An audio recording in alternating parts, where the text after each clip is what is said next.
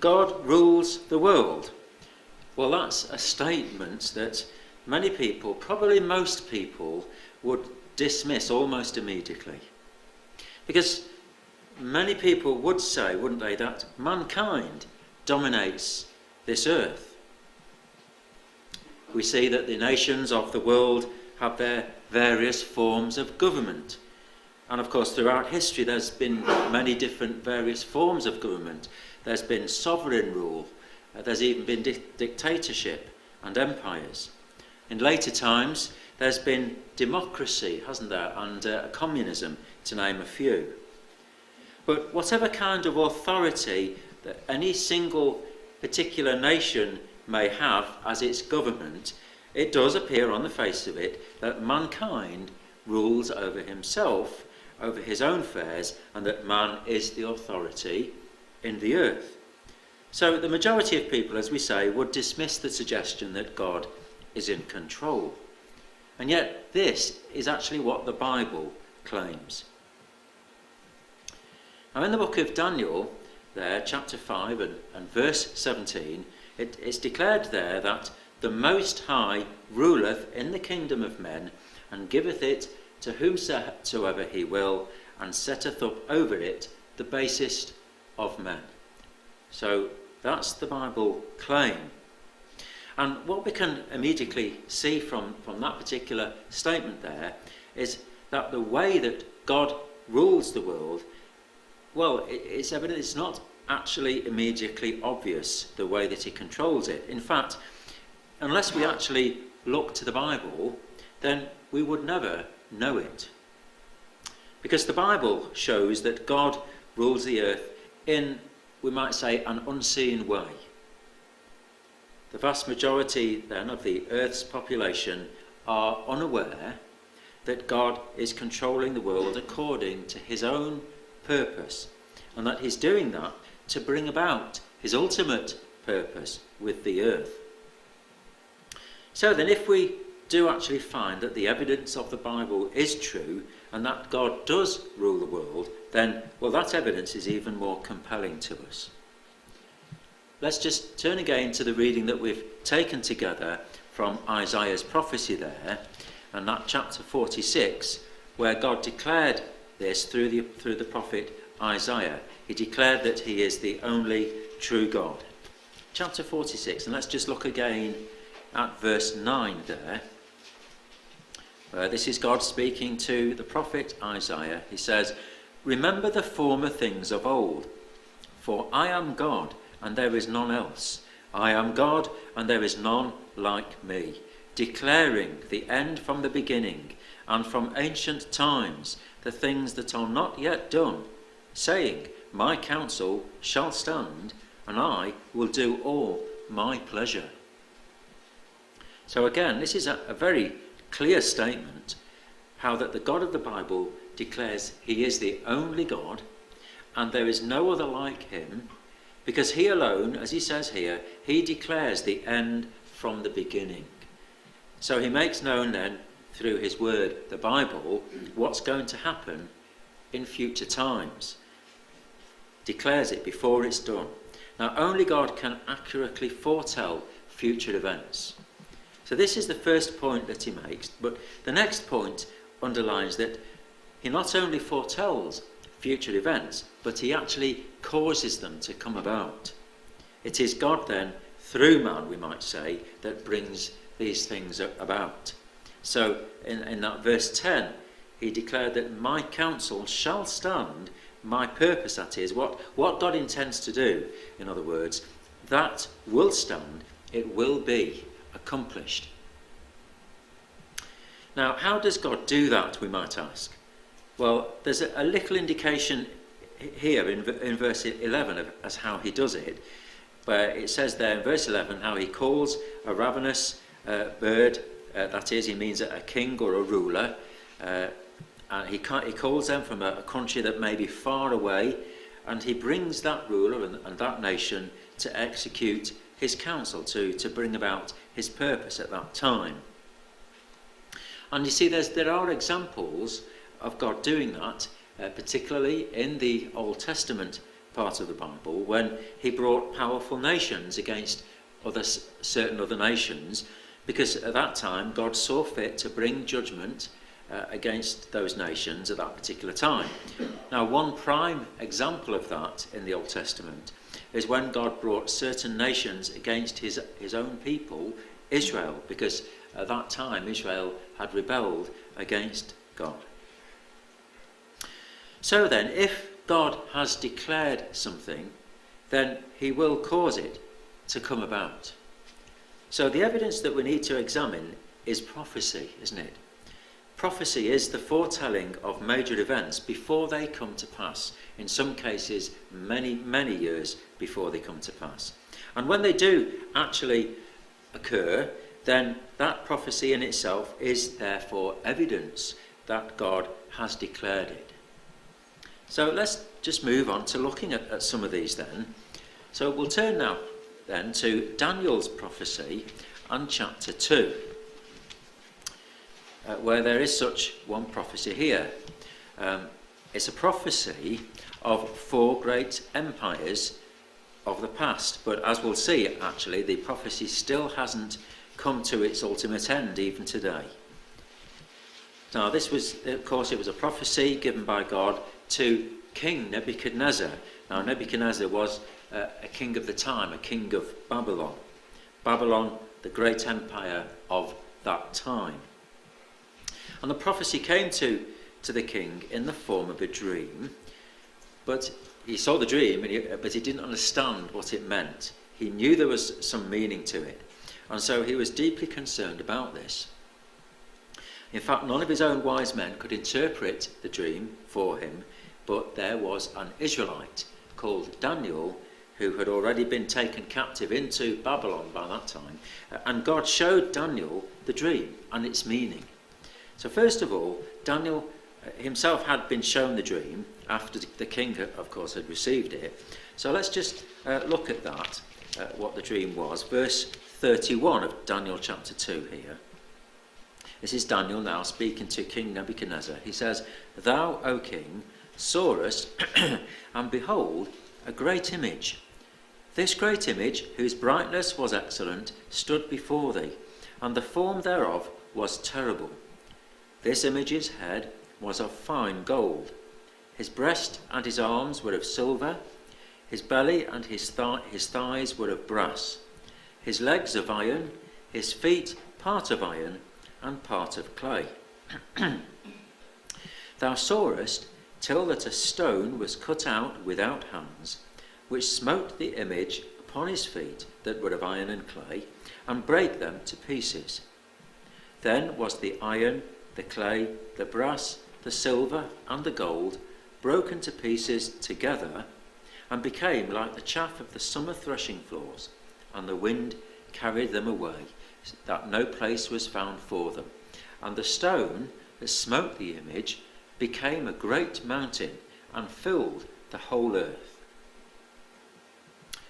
So, just so that we can perhaps get some idea of what that image was, we've got an artist's impression here, and the image was made from 4 metals, as we've seen. So the head was of gold, the breast and the arms were silver, the belly and the thighs were brass, and the legs were iron. Then the feet were, again, they were iron, but they were mixed with clay. And so that image stood in this dream until a stone that was cut without human hands, it says, it struck the image on the feet. And the effect was the total destruction of the image itself, and the stone then became a kingdom that fills the whole earth. So those 4 metals represented kingdoms.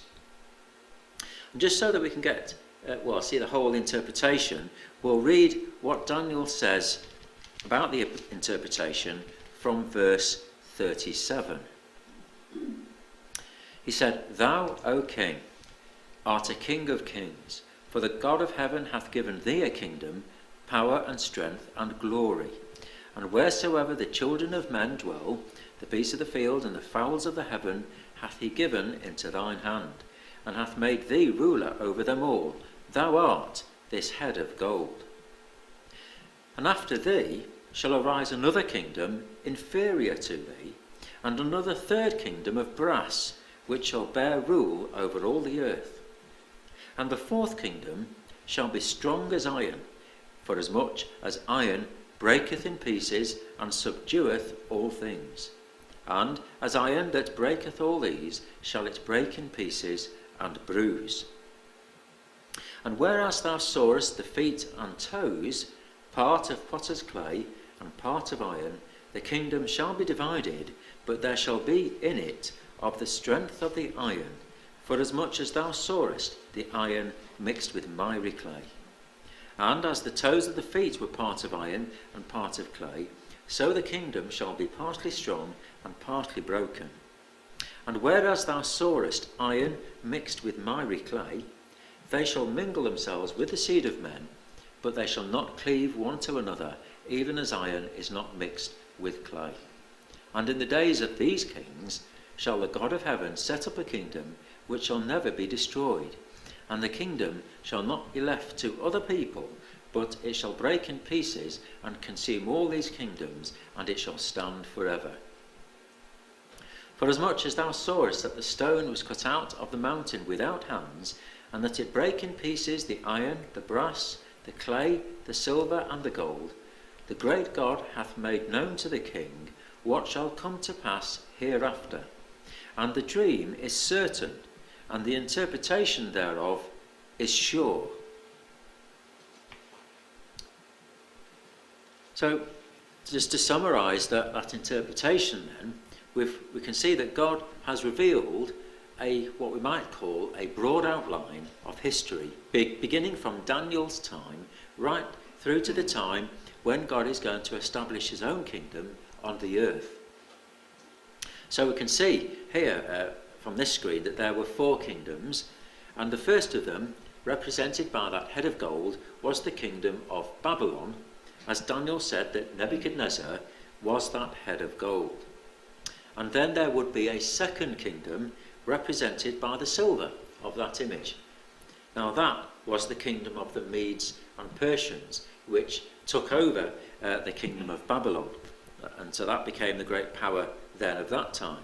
In fact, Daniel himself, the prophet, he lived long enough to live into that age of the Medes and Persian kingdom.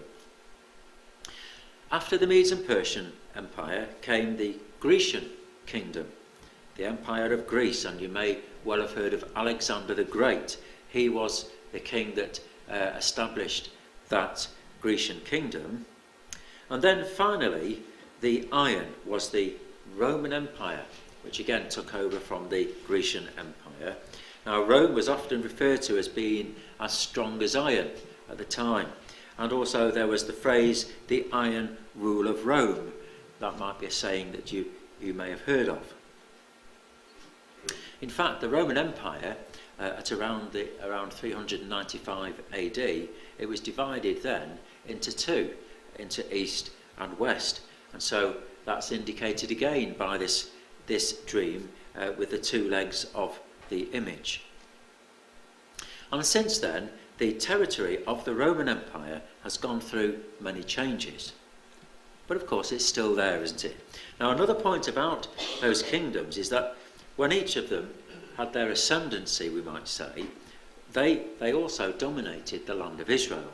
That was the land, of course, that God had given to his people, the children of Israel. But because Israel disobeyed God, then he expelled Israel from their land, and God brought the Babylonian power first of all to do that. But then, after God had brought the Jews back, or Israel back to their land for a time, they were finally expelled by the Roman power in AD 70, about 40 years after the crucifixion of Jesus Christ. As we said, though, this image is also a time prophecy as such, which does have a conclusion when the image is destroyed by the stone, and that occurs at the time of the feet and the toes of the image. Now, interestingly, the feet have a mixture of iron and clay, don't they? Now, Daniel said in verse 41 there that the kingdom was going to be divided, and how that there was to be an element of iron still present within the feet at the time of the feet, but because there's also clay within the feet, then the iron is not as strong as it was at the time of the legs. In fact, the whole image is unstable, isn't it? So, as Daniel said, at the time of the feet, the idea is that it's not going to hold together. It's partly broken from being a whole kingdom. Now, it is interesting also to have seen that since the time of the Roman Empire, those nations that made up that empire have not been able to hold together, have they? Just as Daniel said. In fact, throughout history, the lands of the old Roman Empire have had many wars, many conflicts since the days of that unified empire. And today, the days in which we live, we see great efforts going on being made by those nations to actually try to form a union.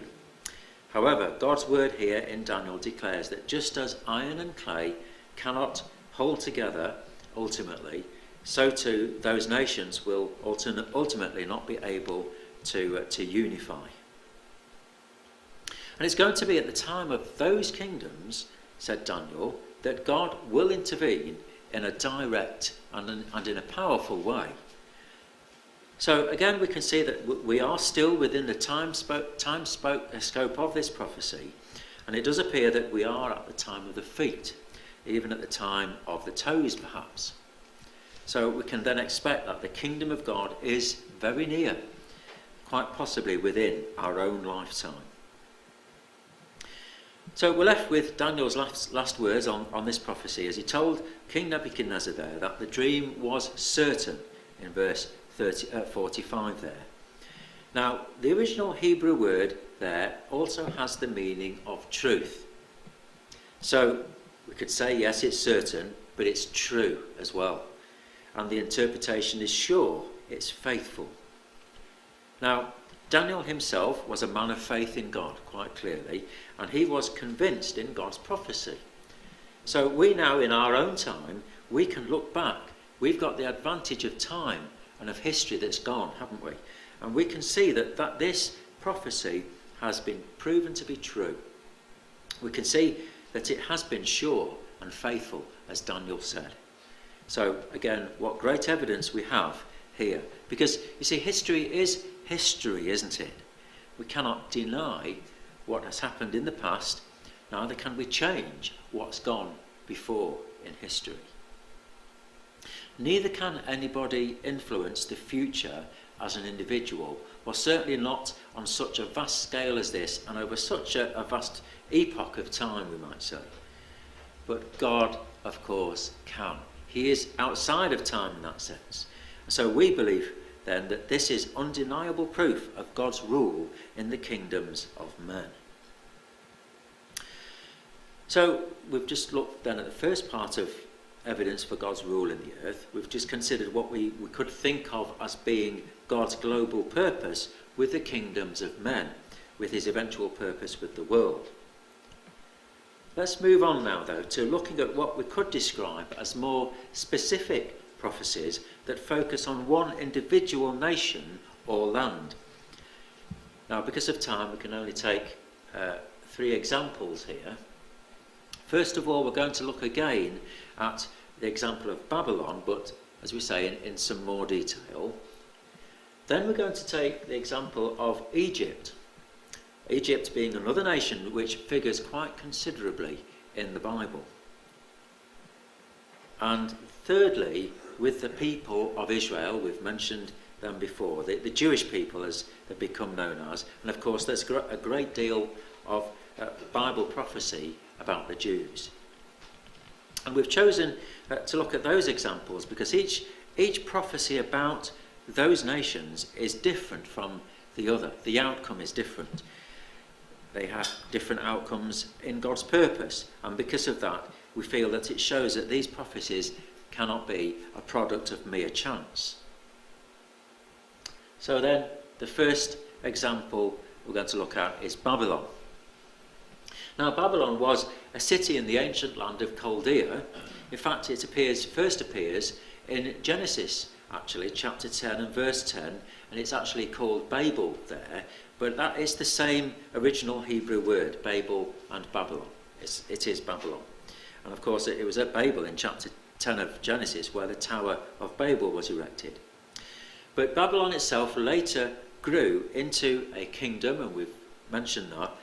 It subsequently enlarged its power and influence by taking surrounding nations into its territory, usually by force, as is the case usually, isn't it? Now, at the height of its power, approximately 612 BC to 539 BC, Babylon, at its height, had stretched from the land of Assyria in the east there, down to the Persian Gulf, which today is known as Iran, of course, right over to the west to the Mediterranean Sea there, and of course at that time it encompassed the land of Israel. It also reached down to the border of Egypt, the northern border of Egypt. But despite that gaining of territory and the height of pomp of Babylon's power, God said that Babylon was going to lose all that, all its territory and its power. He declared the end of Babylon to a number of his prophets. One of those was Isaiah. So we'll turn to Isaiah again, this time to chapter 13.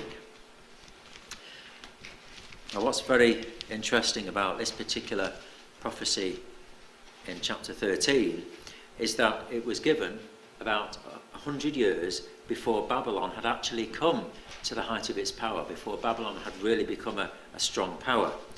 Now, verse 1 says that this was the burden of Babylon.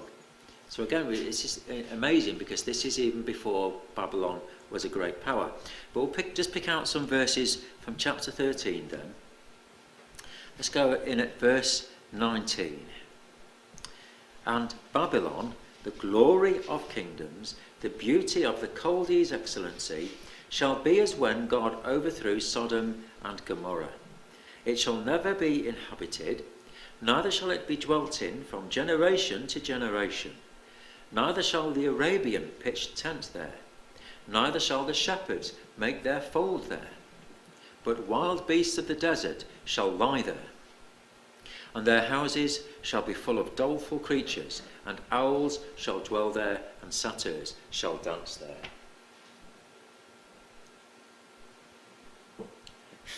there. So the reputation and glory of Babylon was going to disappear. And as history unfolded, that's what happened. Since the Medes and the Persians Empire, Babylon became completely deserted, and it's remained like that ever since.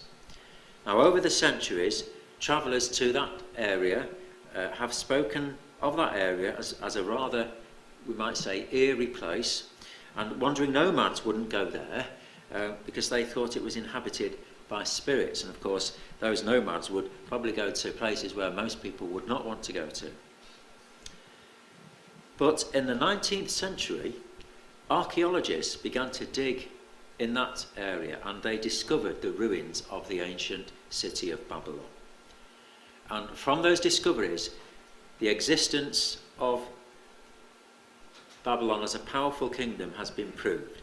So not only was it going to lose its prestige, but God also said that Babylon would cease to exist forever. And the passing of time, again, is evidence of that prophecy. Even today, Babylon has never existed since then. The ruins are there, but it's never been an inhabited city.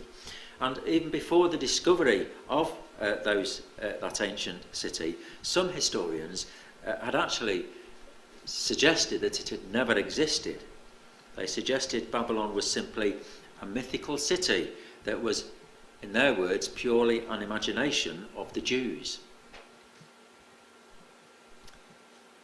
But as we say, once archaeologists unearthed its ruins, the word of God has been verified again, and Babylon remains just as the scriptures foretold it would do thousands of years ago. Babylon has never been rebuilt, even though attempts have been made to do so. Notably in our days there was the attempt of Saddam Hussein, wasn't there? But however, the Gulf War in 1991, and then of course the invasion of Iraq itself in 2003 ended his ambitions. Evidence again then that God rules in the world. So now we'll move on to that second example, which is Egypt. Now, as we know, Egypt had a very prominent place in the history of the ancient world. We know that it was a mighty power in the Middle East, a long time actually before Babylon became a strong power.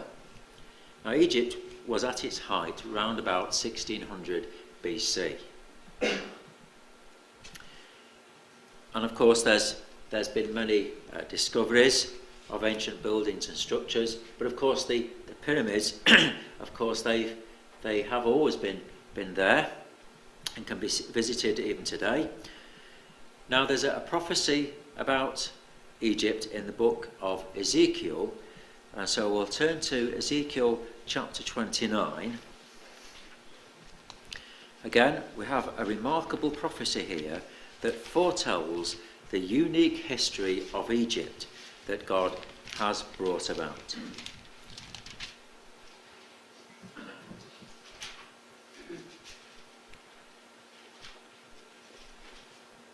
Chapter 29, and we'll go in at verse 13. Yet thus saith the Lord God, at the end of 40 years will I gather the Egyptians from the people whither they were scattered, and I will bring again the captivity of Egypt, and will cause them to return into the land of Pathros, into the land of their habitation, and they shall be there a base kingdom. It shall be the basest of the kingdoms, neither shall it exalt itself any more above the nations, for I will diminish them, that they shall no more rule over the nations. So this prophecy, as we can see, had an initial judgment upon the nation, we could say. The Egyptians were going to be taken out of their land, and yet the prophecy says that after 40 years of being in captivity, they would return. And how that subsequent to that return, Egypt, yes, they would continue as a nation after that, but they would forever continue as what we might say a humbled nation, a lowly nation we might say. And so this is exactly what history has proven Egypt to be, because Egypt has never regained any of its great power. It doesn't even have any great influence in world matters. And in later years, Egypt has actually become one of the nations that's needed financial support from other wealthier nations, particularly from the Western nations.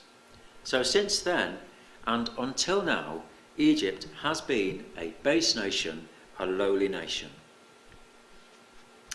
So far then, by looking at Babylon and Egypt, we can see how that the prophecies about them predicted very different futures for them, we might say. And those futures were fulfilled exactly as the Bible foretold. Because Babylon was destroyed, and it's never existed since then. And yet Egypt, yes, it's become a base nation, but it's survived, hasn't it? But as the prophecy says, without any power and any prominence that it once had. Now we want to look at what we think is the most convincing evidence of all, and it's the people of Israel, and they've become known as the Jews, really, haven't they? And of course there's a great deal of prophecy in the Bible about God's chosen people. So again, we've got to be selective as to what we look at here.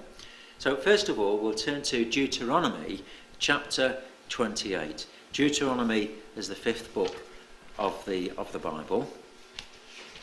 We're going to look at chapter 28, because just as God was just about to take Israel into the land that he'd promised them, well, Moses here gives details of all the blessings that God was going to bring upon the people if they served God and obeyed his laws. But you see, if they turned away from God, he was going to curse them. And so what we just want to do, because of our subject tonight, we're just going to look at a few of those cursings. That's really what's relevant for us now. And we'll go down to verse 36 of chapter 28. The Lord shall bring thee and thy king which thou shalt set over thee unto a nation which neither thou nor thy fathers have known, and there shalt thou serve other gods, wood and stone. So again, we get so many clear statements in these prophecies, don't we? So we can see very clearly that Israel would be taken out of their land to another nation, and it was going to be another nation which neither they nor their fathers had known, or that they'd been to, we might say, in the past. So, for instance, we wouldn't therefore expect Israel to be taken to Egypt again, because God had brought them out of Egypt. Carrying on in verse 37, and thou shalt become an astonishment, a proverb, and a byword among all nations, whither the Lord shall lead thee. Now this is taking the prophecy a stage further, isn't it? Because God will then lead them into other lands, further afield than that land of their initial captors, we might say. And amongst those nations, they would become a proverb. Perhaps we might say they would gain a reputation. Well, now let's go right down the chapter to verse 64. And the Lord shall scatter thee among all people, from the one end of the earth even unto the other, and there thou shalt serve other gods, which neither thou nor thy fathers have known, even wood and stone. So God would scatter them amongst all peoples of the earth. But now God doesn't say there that they would disappear, does he? They weren't going to disappear. In fact, they would still be recognisable as Jews. They will be scattered then, but not lost, we could say. Now verse 65. And among these nations shalt thou find no ease, neither shall the sole of thy foot have rest, but the Lord shall give thee there a trembling heart, and failing of eyes, and sorrow of mind. And thy life shall hang in doubt before thee, and thou shalt fear day and night, and shalt have none assurance of thy life. So they would never there find any lasting safety, we might say, or security. So much so that they would be fearful for their very lives. No assurance of their life. So because Israel in the end did disobey God, he brought the cursings upon them. God was going to remove them from the land of Israel, and they would be taken by force into captivity. First of all, the Assyrians came and took the 10 northern tribes of Israel away. Then later on, the southern part of Israel, that is Judah, they were taken away by the Babylonians, which we've mentioned. However, 70 years after that, it was the will of God that the Jews were allowed to return to the land, but however they were under rule, of course, and by then the power of Babylon had been replaced by the second of those kingdoms that we saw in Daniel chapter 2, by the Mede and Persian Empire. And then later the Mede and Persian kingdom was superseded by the Greek power, as we saw, and then lastly the Roman Empire succeeded the Greek Empire.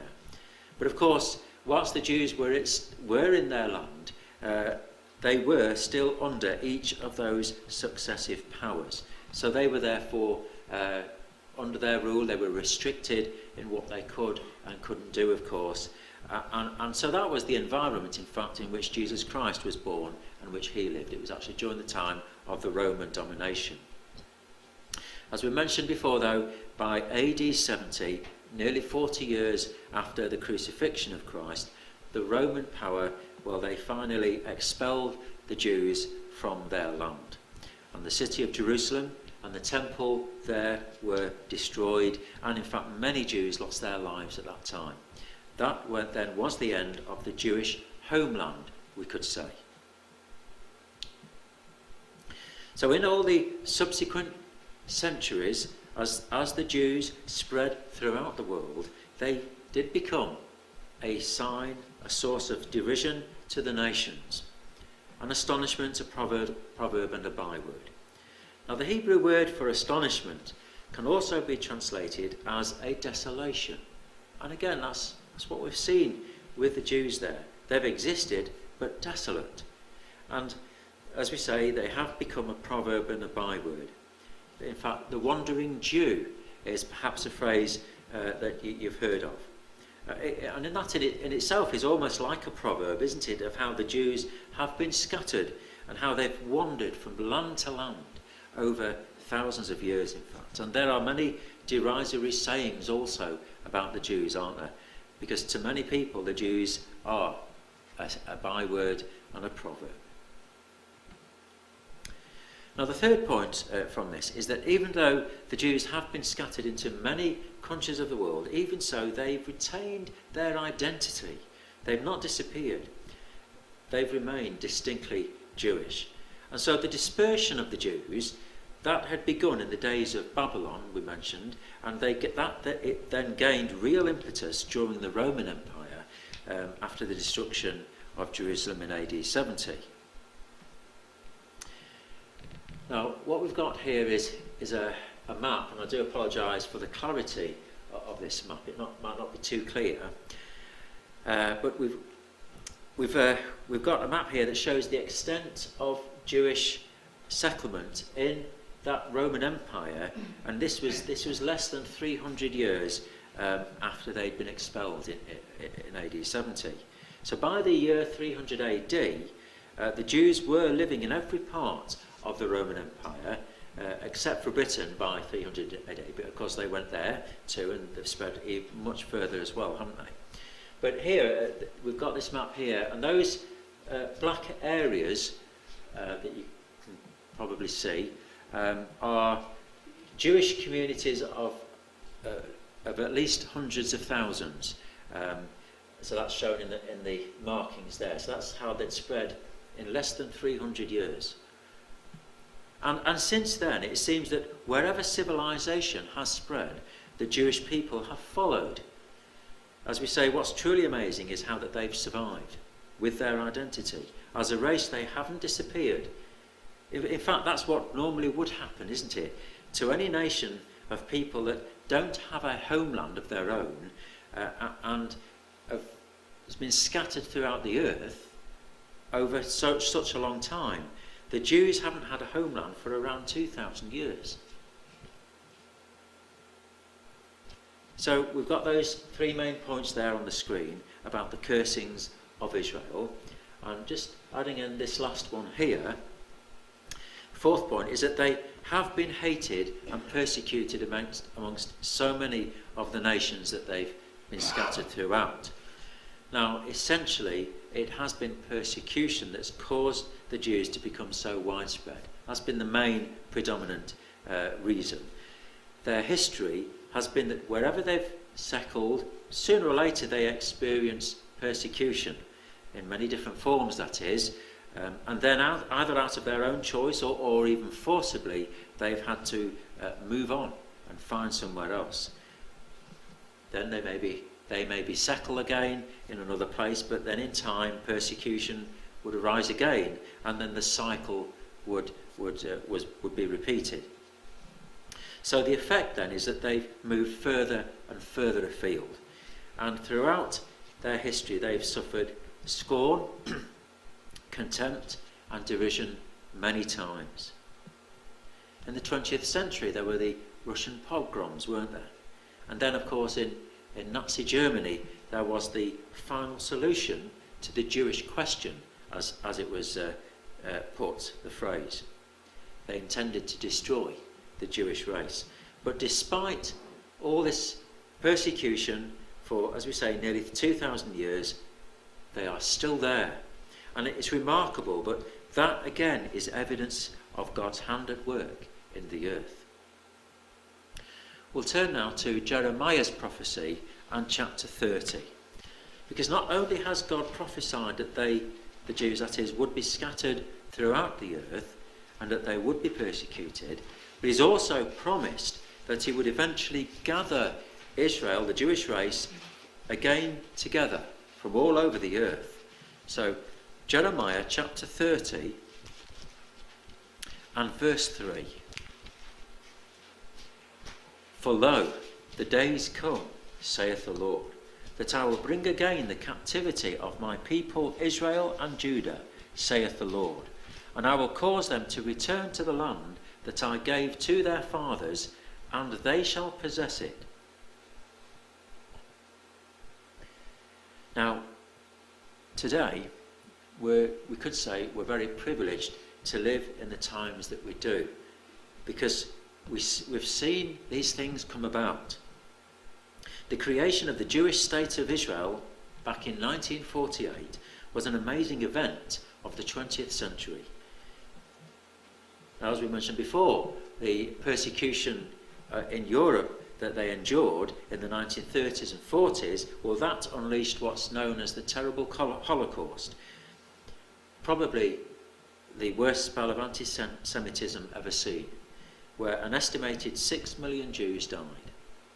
But as we say, in 1948, that is 3 years after World War II, the United Nations supported the creation of a Jewish state in Palestine. So the nation of Israel came into existence once again. And it wasn't just any land that they were given. They were given the very land that they'd had in the past and were expelled from. Now, as that nation of Israel was declared, they faced an immediate war with Arab nations around them. But even though at that time they were outnumbered, and of course they were outnumbered in subsequent wars as well, even against those odds, Israel were the victors. And since then, Israel has become a very strong nation in the Middle East, both militarily and economically. Now, we've got another map here again. Again, I apologise if it's not particularly clear, but hopefully we'll be able to just to see the massive influx of Jewish immigrants from this map that had occurred into Israel between the years 1948 and 1964. So in 1948, there were less than 700,000 Jews in Palestine, but the growth in population rapidly increased once that state of Israel was declared. Now, those black lines that you can see there are actually arrowed lines, and they actually do give the numbers of Jews, returning Jews from the various countries shown on the map there. Again, it's in the many thousands. And so by 1964, as this map shows, which is, of course, was less than 20 years after Israel was founded, there were over 2 million Jews in the land at that time. That is in 1964.